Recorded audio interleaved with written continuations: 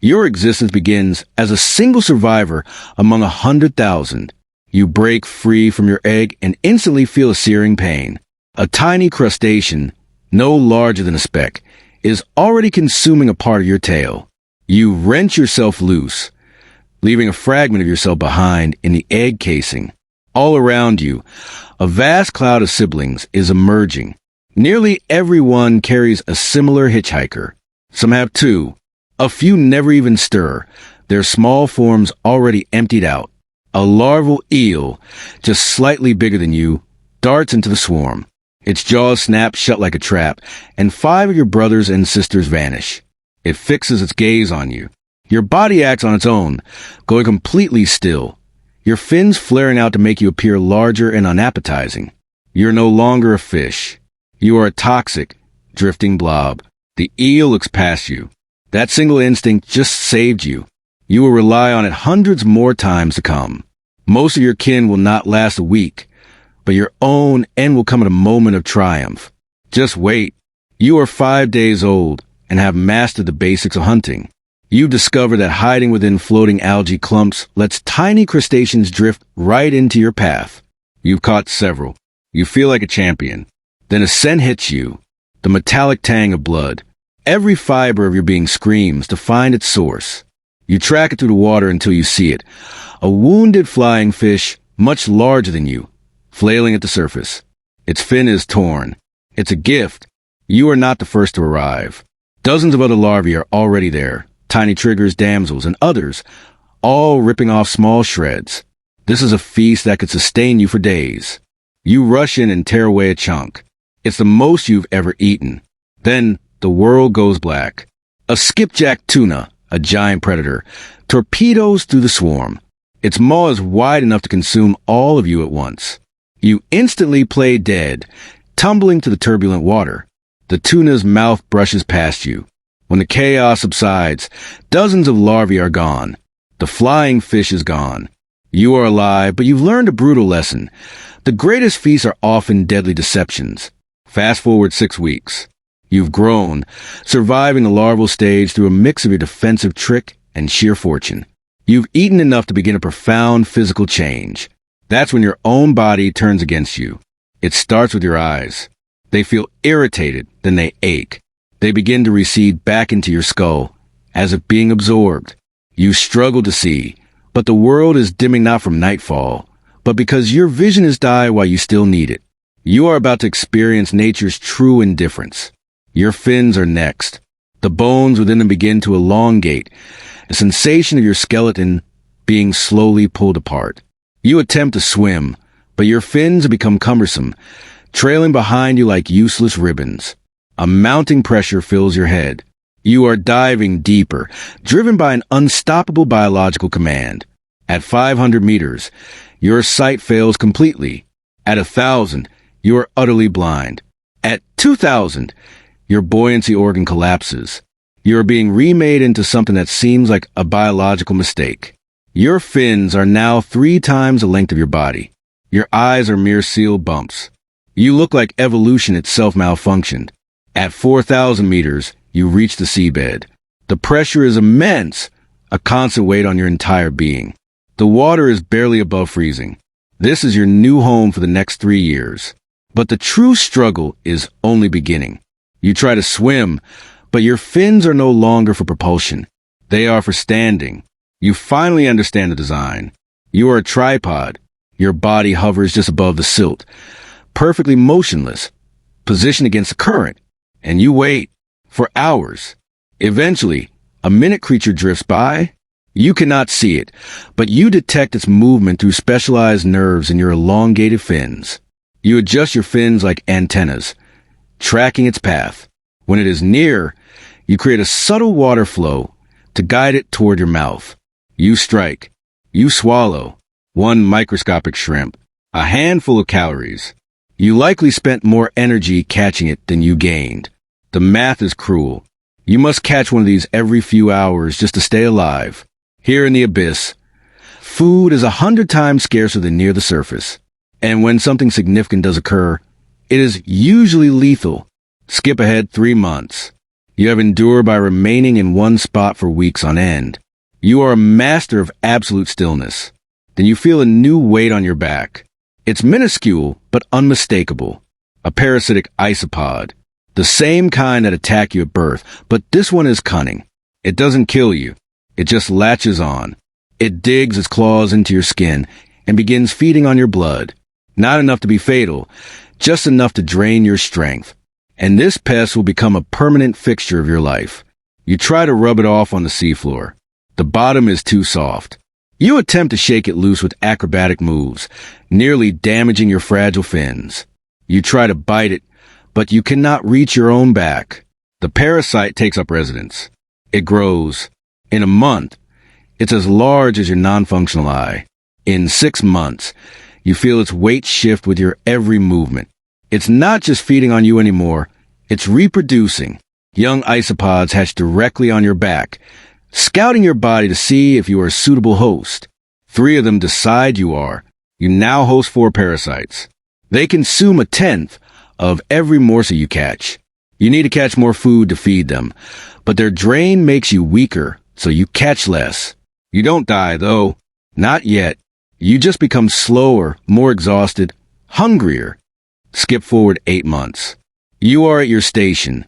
For parasites clinging to you, barely holding on when you detect an impossible scent. Another of your kind, close by. You relax your fins, a process that now takes many seconds due to your weakness, and begin to move toward the smell. Your 3 long fins operate like stilts, hauling your body across the mud at a snail's pace. It takes you hours to cover a short distance.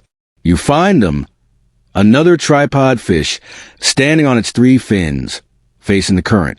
They are also covered in parasites. Even more than you, they are in a worse state. You stand beside them. For the first time in months, you are not alone. Then you both release reproductive cells into the water. But there is a biological twist. You were born male. However, the relentless stress, the lack of food, and the parasites have been altering your very chemistry. You are transitioning to female. Except the process is incomplete. You release both sperm and eggs in a confused biological contradiction. Most of the eggs will not be fertilized. Most that will hatch into malformed young that perish quickly. Your partner releases her cells, then simply walks away. No connection, no bond, just a sterile genetic transaction in the endless dark. You stand there alone once more, realizing you expended vital energy on a reproductive act that has almost certainly failed. Survival is a battle fought in total silence. Skip ahead 6 months. You have not eaten in over a week. The parasites have consumed much of your muscle.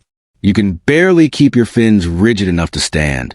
Then, something enormous descends from the blackness above. It slams into the mud not far away.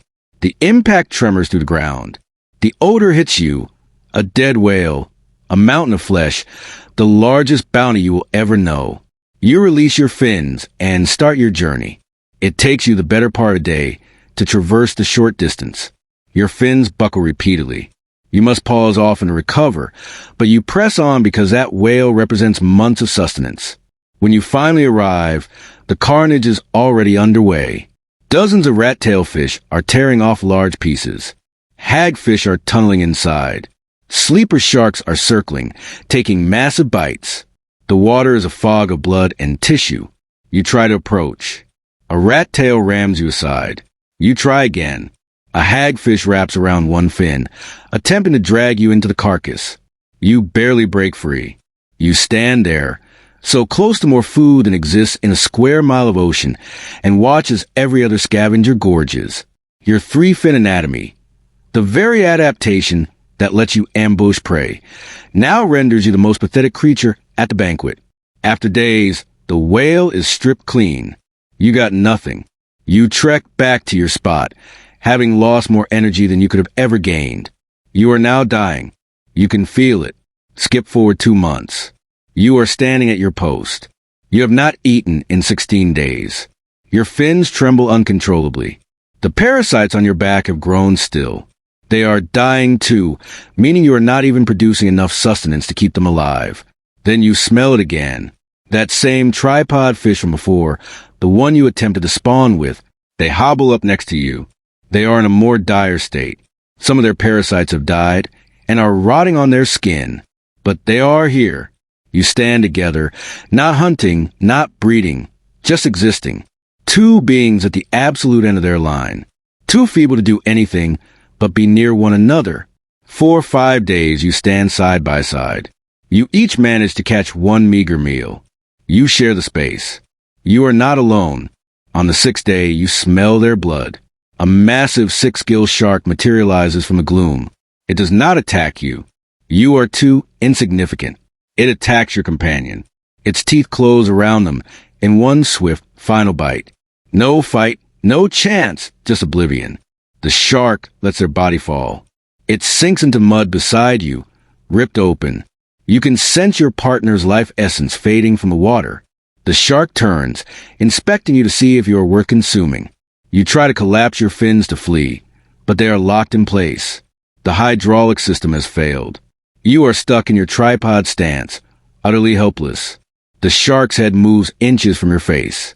It scrutinizes you, determines you are not worth the bother, and vanishes back into the dark. You are standing beside the corpse of your only companion, unable to move, unable to escape, forced to endure the scent of their decay. Hours later, your fin mechanism finally unlocks. You move away. It takes you an agonizingly long time to go a short way. You find a new place, stiffen your fins, and face the current alone. 1 week later, your heart simply stops. Not from a predator, not from starvation. Your body just quits. Your fins fold. You sink to the mud. The parasites on your back abandon your remains, seeking a new home. Within days, scavengers have eaten your eyes. Soon, only your 3 long fin bones are left, lie in the silt like fallen monuments. You endured everything, only to be defeated by nothing. You beat odds of nearly 100,000 to 1 at hatching. You perfected a deception that saved you countless times. You plunged into the abyss while your body was rebuilt into a grotesque form. You learned to hunt without sight in a realm of nothingness. You found a companion twice, lost them twice, and discovered that solitude has a distinct flavor in the deep. You stood in absolute darkness for years with parasites feeding on you, displaying a patience that would shatter any human. And you perished from nothing spectacular. No final confrontation, no epic battle, just systemic failure. Your body surrendered in the dark, and no one witnessed it. After all that perseverance, all that adaptation, all that unimaginable fortitude, you were ultimately killed by the simple arithmetic of insufficient calories, too many parasites, an evolutionary design that became your prison.